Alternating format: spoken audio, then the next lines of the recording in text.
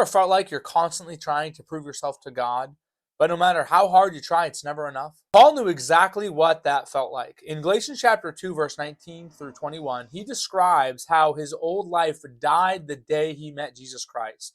It's almost like he's writing his own spiritual obituary. The old Paul, the one that lived by performance and by pride, is dead and gone. He's buried. But beside that obituary is a spiritual birth announcement. It's a new man made alive by grace. He says in that passage, "Through the law, I died to the law." What does that mean? That means that his old life of rule keeping in order to earn God's favor and forgiveness is over.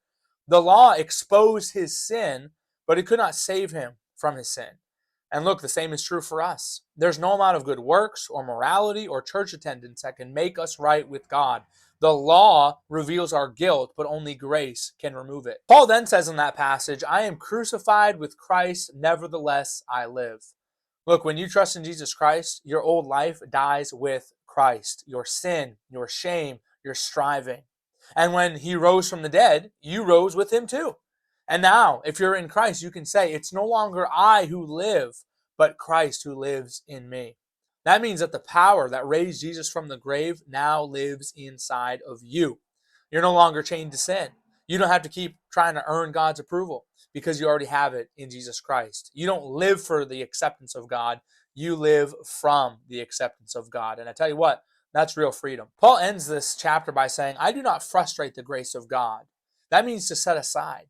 Because to do so is to try to mix grace with works, and that empties the cross of its power. And the truth is, as he says in that passage, if we could earn salvation, then Christ died for nothing. So here's the question. Are you living in the victory of grace, or are you still striving to prove yourself? If you're in Christ, your old life's obituary has already been written, and your new life has already begun. You are dead to the law and alive in Christ, and you are free to live in his grace.